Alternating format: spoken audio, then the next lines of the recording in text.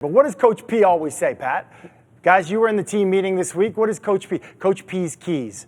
One play at a time. Sure. All you got for 60 minutes. Don't judge. Don't judge what? Don't look up at the scoreboard. Don't judge the scoreboard. So there's a guy on the other side named Tua, okay? And he wasn't judging. Sometimes when you're down by a lot, you try to do too much. Yeah. You get a little careless with the ball. You end the day with like 4 interceptions, something like that. Third down, okay?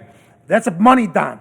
Quarterbacks make their money on third down, in the red zone, and in 2 minutes. That's where you make money, okay? What happens between the 20 and the 20 doesn't matter so much. So 3rd and 13, okay? You might feel like doing something desperate, something reckless, but don't. Trust us. Trust the process. One play at a time, don't judge. Here we go. Let's run this. This is what I call an us or nobody throw. Us or nobody. Goalpost throw. Here's Tua, 3rd and 13. The percentages are low. Look at that ball get up to Gesicki. Not a risky throw. We got 3 points in the bank if we want it, or we could try to go for it on What's fourth down. What's he throwing at the crossbar there? Throwing it at the crossbar? Yeah, us or nobody. Over 1, 2. Run it back, please, Foxy, just real quick. Look how many defenders this ball goes over here, okay? You can run it, play it. And Gesicki's tall. Well, it went a little too fast. You got to just sort of trust me. That ball went over 3 defenders. Here we go. 1, 2, 3. Back of the end zone. Now, Gesicki does the hard part, but he's expecting that ball. An us or nobody throw in the back of the end zone. Look how high he gets up right there. This is just excellent execution, and it's not an accident. Like, this is what you practice. This is what we expect. This is what we talk about in this kind of a situation. Third quarter, down 21, 3rd and 13. They make that happen. You're thinking to yourself, while watching Tua play like this, guy's under control, right? I'm really impressed with playing like a veteran. For a young guy, we hadn't seen it playing like a veteran. Here's one, 3rd and goal from the 2.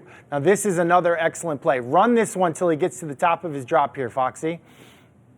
Okay, stop it right here, actually. Stop it right here. We got 4 strong here, okay? This is called a 4x1. If we were in a trip set, we call that 3x1. There's a running back on this side, though, so we're going to call it a 4x1. Let it run. We're going to try to get an in-cut here to Craycraft. Right there, Tua sees him. He knows that his guy Craycraft is open, but he feels this unblocked guy. Does he look at the rush? Heck no. Do not look at the rush. Never. Feel the rush. So let it run a little bit. He feels it. He's like, oh, I got to be careful with the ball. Nice spin move. Gets away. Now he knows the route. He knows it was a little 5-yard Marvin Harrison in cut. He knows the route, so he's like, you know what? I'm just going to keep coming. Smart play by both guys. Okay, let it run.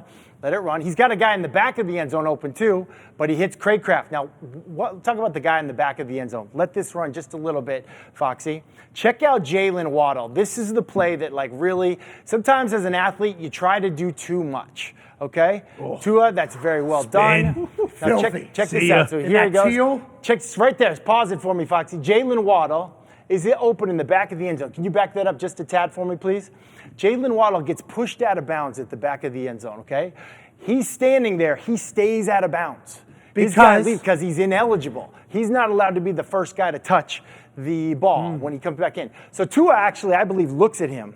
Look at the hat. And Jalen, the hat's right here. So the official, the back judge, he'll throw the hat if the receiver runs out of bounds and he's now ineligible. Jalen Waddle sits back there and he's like, he looks at Tua. He's like, no, don't throw to me. You know, usually it's like, yo, I'm open. He's like, no, don't. I'm illegal right now. I'm illegal. So he comes to Craycraft, touchdown again, down 35-14. Excellent. So that football. paint out there for Waddle is actually America. Okay. And Waddle is Gumpy, okay. I'm illegal here. And the hat would be the immigration office throwing their hat on the ground. Or the lawyers that refused to. That said his name was Kyle Gump. Yeah, it took $30,000. Yeah, okay. Anyways, great play by Tua. Felt the rush. Listen, I'm crediting Mike McDaniel for this kind of stuff. Like, Mike McDaniel, he's great in the press conference. He's got a lot of energy. He's pop culture, all that stuff. But, like, he's a really, really smart football coach. Here's another one from Tua, okay? 3rd and 10, money down. Down 14, fourth money quarter. Down 14. Don't judge. You can't get 2 touchdowns on one play, right?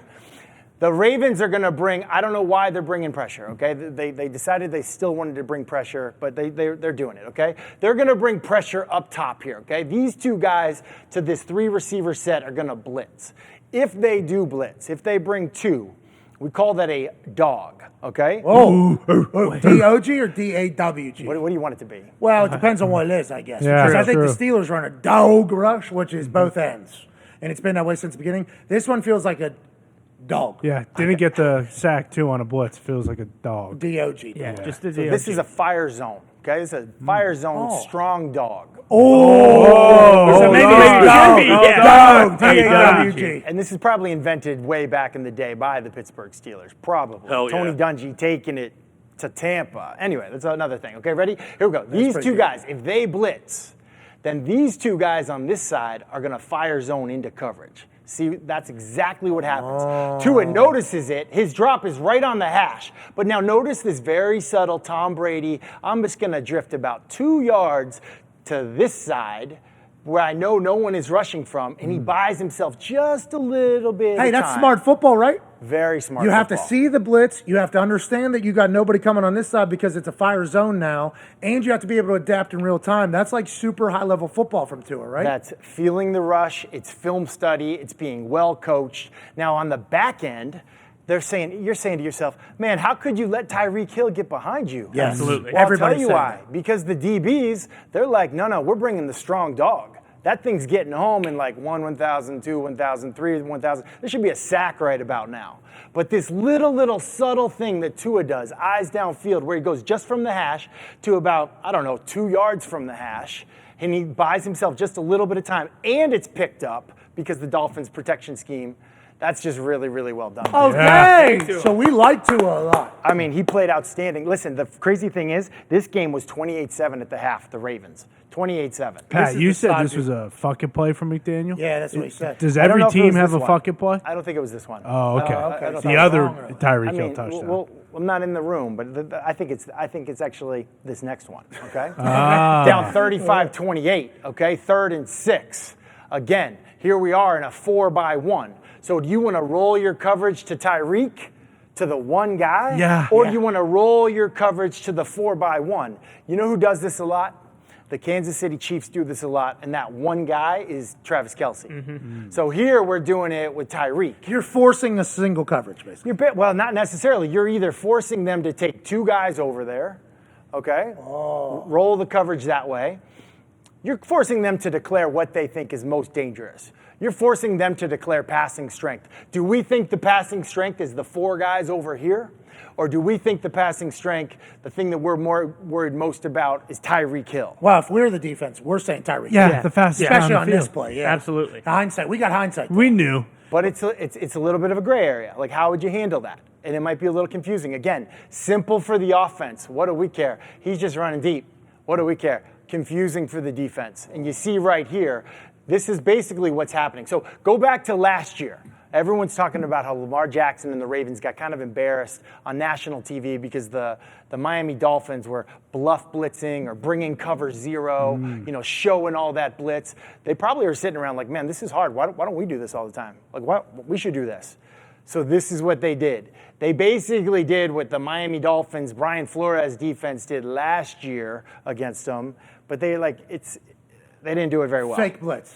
They bluff blitz, exactly. Tua, 1, 2, 3, 4, 5. He sees single coverage with no safety help. Now there probably should have been safety help, Wait a or second. that We knew corner. it. We should- would have done that if we Probably were the would've, Ravens yeah. defense. Did he think there was help? Either there was this guy. Let me say this: this guy thought he had help. That's what AJ just alluded Yeah, to. he thought he had help. But either way, we don't care what you think you have. We see what you don't have. You don't have help. So whether he knew he had help or not, this is where we say it like, hey, the hell with it. We're going deep, right? We don't care. And that's exactly what happened here. Okay. So this is the fuck it play, you think? I think it is. I think it's like, hey, our guy's better than your guy. We're running by you. And then as fate would have it, the Baltimore Ravens just happened to blow the coverage completely. Yeah, there's a lot of miscommunication. in Yeah, the so middle go of the back field right there. here, Right Foxy. by. Just show this all 22 here. Look, I love that you have this all 22. Check you. this out. They're We do showing too. cover 0. Cover 0, which I talked about yesterday on Sunday Countdown. That just means there's 0 helpers in the back end. And that's what they're showing. And they have too many potential rushers for how many blockers we have. With no tight end attached and only one back, we only have 6 potential blockers. Look at all these guys. It looks like a punt formation, okay? So basically right here, we got to either honor that or they're going to be bluffing it and they're going to now be out of position. You can run it, Foxy. See how they're all trying to bail out of there? I really don't know what this corner's thinking. So, AJ, you would think that 6 there, if you can run back to the beginning, 6 is supposed to get back over top of Tyreek, you think? I mean, this is a Darius Butler question, but does that corner think that 6 is supposed to show all the way back absolutely. There? 6 does not know the coverage. He thinks that he has help over the top, and he is supposed to probably be here deeper than the deepest receiver on his side. Run that one more time, Foxy. Because from inside the box there, 6 is on the hash. Is he supposed to just turn and run there? I mean, that's just fucking... Well, the corner doesn't even move while Tyreek Hill's running at him. He just is standing there. And he just runs right by him. Interesting decision, though, by the Ravens. With new defense coordinator, right, Wink Martindale, now in Giants colors. Them thinking that guy can maybe get from a disguised blitz to help over top on Tyreek Hill. I don't know that it's a coaching thing. I think, again, like this is like a little bit of a confusing formation, or maybe this is like you put this blitz call or this defensive call with this formation in this situation, and now we have a player who makes a mental mistake. But if we were to run at Hasselback, like you said earlier, we don't care. Tua doesn't give a fuck about what their miscommunication is. And that's what I'm saying. Like, Tua gets up there, Mike McDaniel in this offense, he's just basically saying, hey, here's the concept we're running over here, but alert right here. Anytime you want to take a one-on-one, anytime. How much money did we pay Tyreek? A lot of money. A lot of money. So anytime you want to take that one-on-one, anytime. I don't care the situation. You take it. Okay, next play. Last play for Tua. This is a good one, okay? Game's on the line, right? 38-35. All those other plays were third down, by the way, okay? I mentioned third down, red zone. Okay, here we are in the red zone. And what are we in? We're in 2 minute drill. 2 minute. 19 seconds to go in the game. On the road. Lamar Jackson just set NFL records for passing yards, rushing yards, at home. This is Lamar's moment. This is Lamar's moment. But Tua, what does Tua do? Okay, in this situation, this is unique to me. A lot of quarterbacks, a lot of people talk about 2 minute. Hey, you got to go out there and just like do something desperate. Well, no, that's not always the case, okay? There's 2 minute when you need to score to win. And then there's 2 minutes when you need to score to win, but you could also tie and send it to overtime. Because it's a 4 minute, 2 minute. Well, because right here, we have 3 points in the bank, and we could send this to OT. Yeah, but you don't want to leave too much time for them to come back on the other side, too, right? It's kind of a fine balance. For sure. So it gets complicated. Well, let's run this play here and just see what he does here. Check this out here, okay? He goes through his full read. He looks right and looks left and then finds an us or nobody situation. You got to be stingy with the ball here. So the Ravens are playing a combo coverage here, and this is an us or nobody throw. You can roll to the next look, okay? Basically, they're going to double. They're going to have a double on the right, and then they're going to have a double on the left, depending on how the route tree comes out, okay, or how the route combinations come out. Check out Tua's head on the snap. Roll it here, please. Hey, how about him doing this with 106 decibels loud. in the back? This No is doubt. insane. So now he's looking right. He looked right. He saw that he's found the combo over there. Now he looks left. Run it 2 more steps, please. Right there. Now he sees the combo right here. This guy right here, he's got 2 on him. So we got 2 guys on that guy, 2 guys on that guy. We got 3 guys over here over these 2 guys. He finds the one-on-one. Tough to do, right? But he sweeps the board. He starts on the right, like those old school sprinklers that are like, Sure. you know, he starts on the right. He goes all the way over to the left. Now let it roll. Check out this us or nobody throw. Let our field goal kicker kick. Let us call another play if this one doesn't work. High, us or nobody, where our guy can get it or nobody else for an epic, epic win. Tua gets it done against Lamar Jackson in what I think was the best quarterback matchup of the weekend. Wow. Let's go. Unreal. Thanks for running that hassle. That was awesome. So what we saw out of Tua wasn't just like 2 minute luck where they're playing backyard football. This was cerebral. This was showcasing football IQ and obviously the ability to put the ball on the money for an us or nobody throw. This was really impressive out of Tua yesterday, even though it was supposed to be Lamar's day in everybody's eyes. And I would also just say he didn't flinch, right? They're down by so much. They're down by so much at half. They're down by so much in the fourth quarter. It was one play at a time. 60 minutes. Don't judge the scoreboard. Well done. Unbelievable. How much of this do you think is Tua maturing and kind of just getting better after seeing more looks and being in the league longer? And how much of this is actually McDaniel and like his scheme kind of unlocking everything that Tua's good at? I would go back even further. This guy was well-trained in college, right? He's a smart guy. He's well-trained. He trained with Trent Dilfer getting ready for the draft. Oh, yeah. Now he's had a bunch of different people in that quarterback room, whether it be coordinators, quarterback coaches. He spent time with Ryan Fitzpatrick. I mean, he's had a bunch of people pouring into him. The only thing he hasn't had is the experience of actually doing it. Now he's got explosiveness, crazy amounts of team speed on that Miami team. And I believe Mike McDaniel, who's an offensive head coach, who basically, I said it before, I said it the other day, he was hired to fix Tua. He was hired to make sure that Tua becomes a legitimate NFL starter, not a guy with a bunch of potential. And what I've seen so far, how smart he's playing and how smart the wide receiver group is playing, I've been very, very impressed. Yeah.